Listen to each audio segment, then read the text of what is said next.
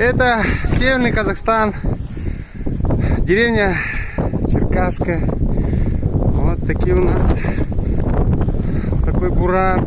Все подъезды к этой деревне заметены. Все дороги в самой деревне тоже заметены. Это так везде, наверное, по Северному Казахстану. Мы не одни.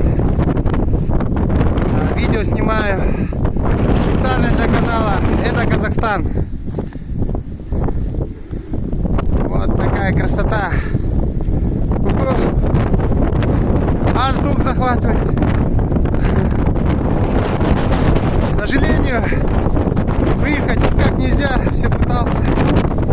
Пытаемся. Но попал в это время. Даже не выезжайте на дорогу. Хорошо, хоть свет еще есть. Давайте, всем здоровья.